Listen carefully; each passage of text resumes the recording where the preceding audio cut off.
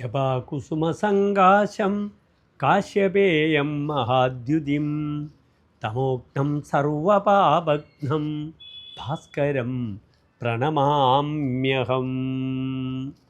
സർവപാപങ്ങളെയും നശിപ്പിക്കുന്ന ഭാസ്കരനെ, ദിവാകരനെ, അർക്കനെ, സൂര്യനെ ഞാനിതാ പ്രണമിക്കുന്നു. ഞങ്ങൾ ജ്യോതിഷികൾ ആദ്യത്തിനെ പ്രണമിച്ചുകൊണ്ടാണ് ഞങ്ങളെ കവടിക്കരി ആരംഭിക്കുക. ഓം മൂർത്തിത്വേ പരികൽപ്പിത ശശഭൃതോ പത്മാപുനർജന്മനാം ആത്മീയത്യാത്മവിദാം ക്രതുശ്ച യജതാം ഭർത്താമര ജ്യോതിഷാം ലോകാനം പ്രളയോദയ സ്ഥിതിവിപുശ്ചാനേകഥ യശ്രുതൗ വാചം ന സ ദധാതു നൈകകിരണ ത്രൈലോക്യ ദീപോ രവി. ഈ മന്ത്രം 3 തവണ ഉച്ചരിച്ചു കൊണ്ടാണ്, ചൊല്ലിക്കൊണ്ടാണ് ജ്യോതിഷികൾ തങ്ങളുടെ കവടിക്കര ആരംഭിക്കുക. സൂര്യന് ശിവനാകുന്നു. അർക്ക ശംഭു, സൂര്യനെ കൊണ്ടാണ് ശിവനെ ചിന്തിക്കുക. ആ ശിവൻ്റെ ജ്ഞാനമയമായ രൂപമാകുന്നു ഏത് രൂപം? ദക്ഷിണാമൂർത്തി രൂപം.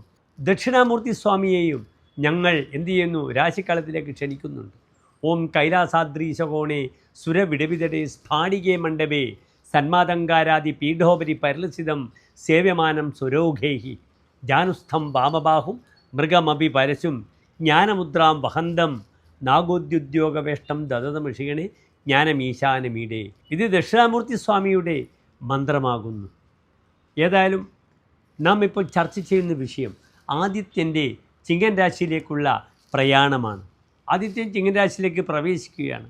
കൊല്ലവർഷം മലയാള വർഷം 1202 ആരംഭിക്കുകയാണ്.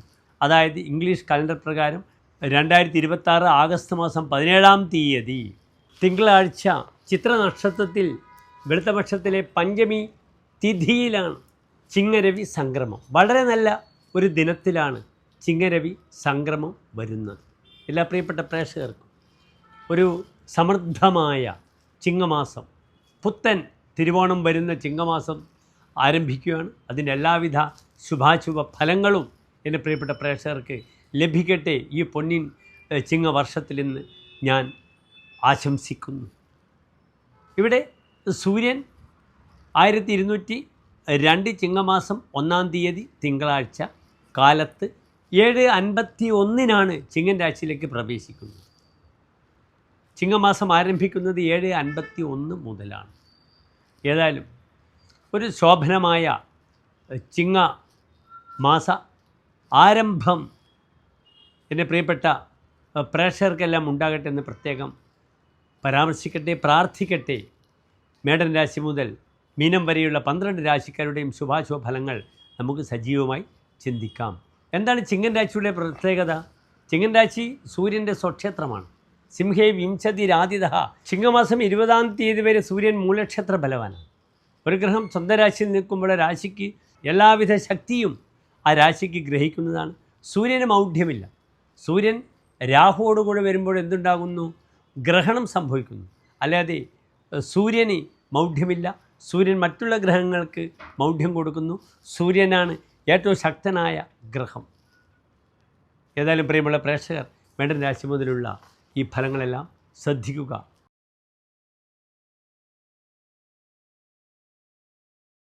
ഉത്രാട നക്ഷത്രത്തിൻ്റെ അവസാനത്തെ 45 നാഴിക തിരുവോണം, അവിട്ട നക്ഷത്രത്തിൻ്റെ ആദ്യത്തെ 30 നാഴിക വരുന്ന 2.25 നക്ഷത്ര സമൂഹം. മകരം രാശിക്കാരെ സംബന്ധിച്ചോളം അത്ര ഒസ്പിഷ്യസായ ഒരു ഭാവത്തിലല്ല, ഒരു ശുഭത്വമുണ്ടാക്കുന്ന ഭാവമല്ല. സൂര്യൻ മകരരാശിക്കാരെ സംബന്ധിച്ചോളം അവരുടെ 8-ാം ഭാവാധിപനാണ്. 8-ാം ഭാവത്തിൽ ഗ്രഹം നിൽക്കുന്നത്ര ശുഭമാണോ? ശുഭമല്ല. പ്രത്യേകിച്ച് പാപഗ്രഹങ്ങൾ 8-ൽ വന്നാൽ, സൂര്യൻ 8-ൽ വന്നാൽ പ്രത്യേകിച്ച് ഫലം പറഞ്ഞിരിക്കുന്നു.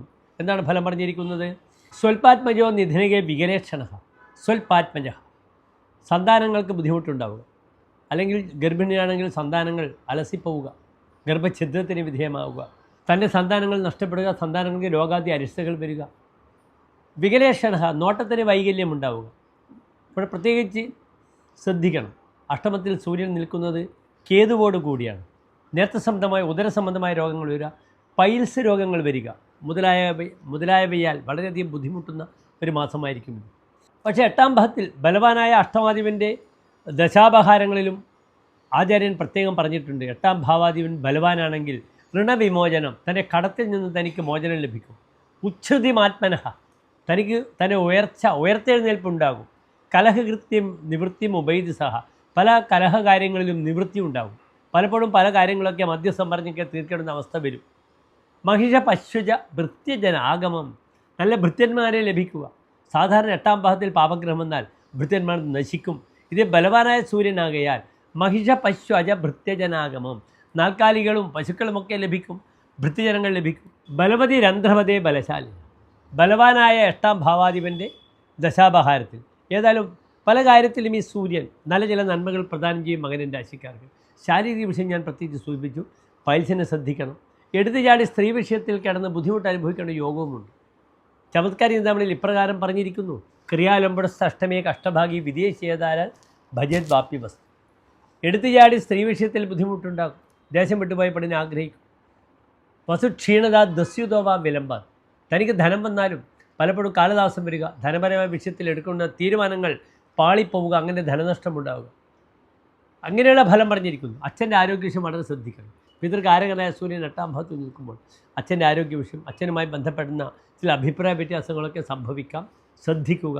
ഇവിടെ നന്നായി ശിവക്ഷേത്രത്തിൽ പറ്റുന്ന ദിവസങ്ങളിലൊക്കെ തന്നെ കൂവളമാല ജലധാര വഴിപാടായി ചെയ്യുക. അപ്രകാരം തന്നെ ശിവക്ഷേത്ര ദർശനത്തിൽ സജീവമായി പങ്കെടുക്കുക. വളരെ പ്രധാനപ്പെട്ട വിഷയം, ചില ഔദ്യോഗികമായ പദവികൾ, ക്ഷേത്രങ്ങളുമായി ബന്ധപ്പെടുന്ന ദേവാലയങ്ങളുമായി ബന്ധപ്പെടുന്ന പദവികൾ തനിക്ക് പേരുദോഷം വരും. അതിനാൽ ഈ ഒരു മാസക്കാലം വളരെ ജാഗ്രത പാലിക്കുന്നത് ഉത്തമമാണെന്ന് പ്രത്യേകിച്ച് പറയട്ടെ. നന്ദി, നമസ്തേ.